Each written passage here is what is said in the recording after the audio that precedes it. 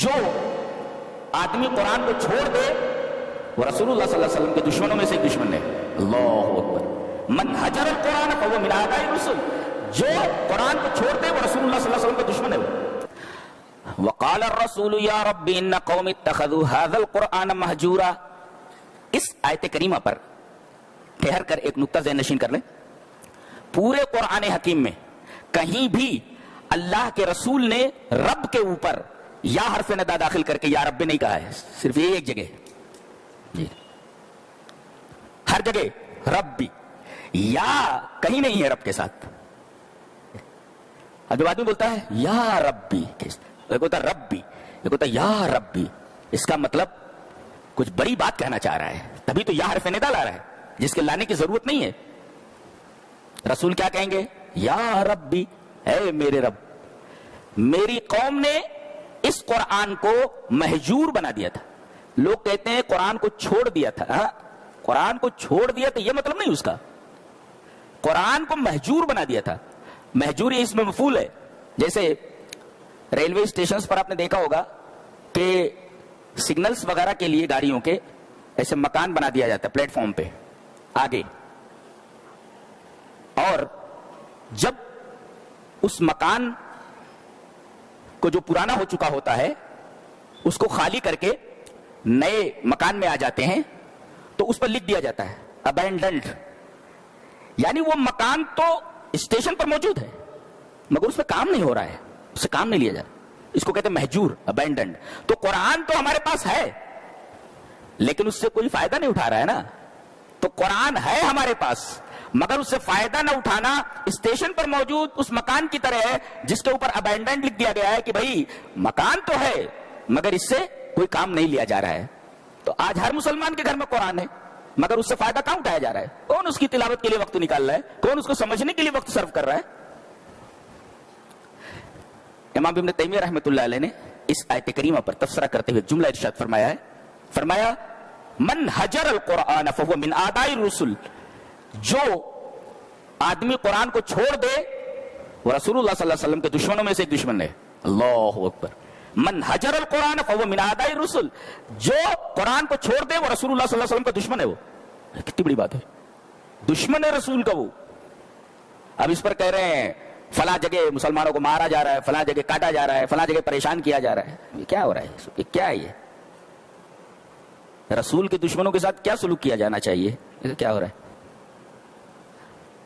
قرآن کو چھوڑنے کے کئی مطلب ہیں. آدمی ایمان چھوڑ دے، آدمی پڑھنا چھوڑ دے، آدمی اس کو سمجھنا چھوڑ دے، اور آدمی اس کو پہچانا چھوڑ دے.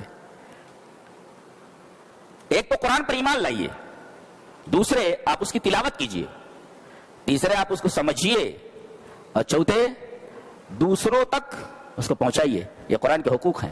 اگر ان میں سے ایک چیز بھی نہیں کر رہے ہیں تو سمجھو آپ نے قرآن کو چھوڑ دیا ہے جی. اور ایک نقطہ اور بھی ہے، یہ نہیں کہا کہ میری قوم نے قرآن کو مہجور کر دیا ہے، بلکہ کہا ھذا القرآن. یہ ھذا القرآن کہنے کی کیا ضرورت تھی؟ ھذا یہ قرآن، دس قرآن. کیوں ایسا کہہ دیجیے تو قرآن کو چھوڑ دیا ہے. یہ قرآن اشارہ اس بات کی طرف ہے ان مثلہ، یعنی ان مثل القرآن لا یتخذ مہجورا. قرآن جیسی چیز یہ چھوڑے جانے کے لائق ہے.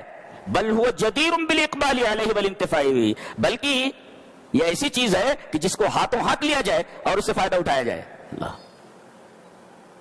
لیکن عجیب بات ہے کہ ایک انتہائی قیمتی چیز جو کائنات میں سب سے زیادہ قیمتی ہے وہ لوگوں کو پیش کی جا رہی ہے مگر لوگ ہیں کہ اس قیمتی چیز کو لینے کے لیے تیار نہیں. یہ کمال کی بات ہے.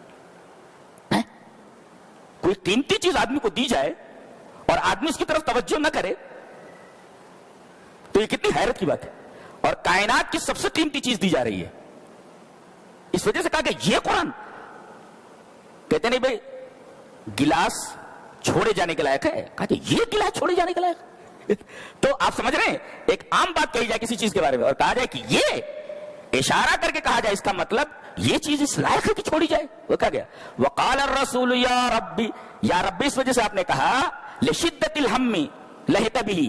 نبی کریم صلی اللہ علیہ وسلم کو جو غم لاحق ہے کہ آپ کی قوم کفار مکہ نے اس کو چھوڑ دیا، اس کو قبول کرنے سے انکار کر دیا. کوئی قیمتی چیز کسی کو دی جا رہی ہے اس کی طرف توجہ نہ کرے تو دینے والے کو ظاہر ہے تکلیف ہوگی, بہت زیادہ غم ہوگا. تو نبی کو اس بات کا غم تھا کہ اتنی قیمتی شے میں دے رہا ہوں اپنی قوم کو, اور یہ قوم ہے کہ اس کو لینے کے لیے تیار نہیں. تو لشدت الہم, غم کی شدت کی وجہ سے آپ نے فرمایا یا ربی, جبکہ پورے قرآن میں رب کے ساتھ کبھی بھی یا لگا کر کے نبی کریم صلی اللہ علیہ وسلم نے اپنے رب کو نہیں پکارا ہے.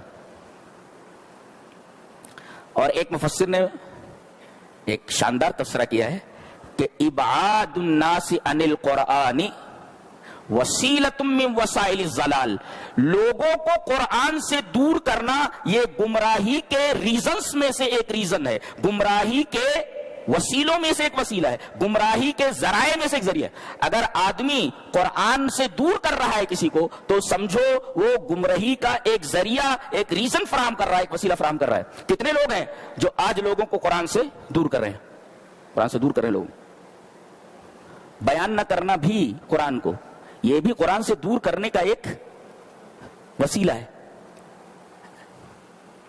کتنی عجیب بات ہے, یہ قرآن کا مہینہ ہے, شہر رمضان الذی انزل فیہ القرآن, لیکن کسی کو کچھ پڑی نہیں ہے کہ لاؤ کم سے کم اس مہینے میں تھوڑا بہت جو کچھ ہو سکے قرآن حکیم کی عظمت اور قرآن حکیم کیا ہے لوگوں کے سامنے بیان کرنے. توفیق نہیں ہو رہی ہے, توفیق نہیں ہو رہی کسی کو.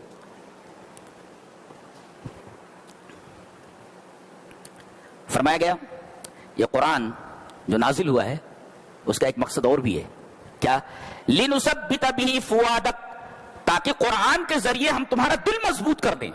ایک مفسر لکھتا ہے فی القلب اضطراب لا یثبتہ الا القرآن, دل اگر بے قرار ہو, دل اگر بے چین ہو تو اس کو سکون و اطمینان دینے والی چیز ایک ہی ہے, قرآن حکیم ہے. جی, دل اگر بے چین ہو, دل اگر بے قرار ہو تو اس کی بے چینی کو دور کرنے والی چیز, اس کی بے قراری کو دور کرنے والی ایک ہی چیز ہے, الا القرآن, سوائے قرآن کی کوئی چیز نہیں ہے. فی القلب اضطراب لا یثبتہ الا القرآن, تمہاری بے قراری کو, تمہارے دل کی بے چینی کو ایک ہی چیز رفع کر سکتی ہے, وہ قرآن ہے. لہذا دل جب گھبرائے, جب سر چکرائے اور دل گھبرائے, تو دل گھبرائے تو گولی لینے کی ضرورت نہیں, اور سر چکرائے تو کوئی تیل لگانے کی ضرورت نہیں.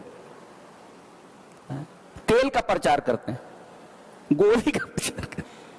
انسان اپنی انسانیت کی سطح سے کتنا گر چکا ہے. جب دل گھبرائے تو کیا کیا جائے, قرآن کو آغوش میں لے لیا جائے, سینے سے لگا لیا جائے, اسے پڑھا جائے.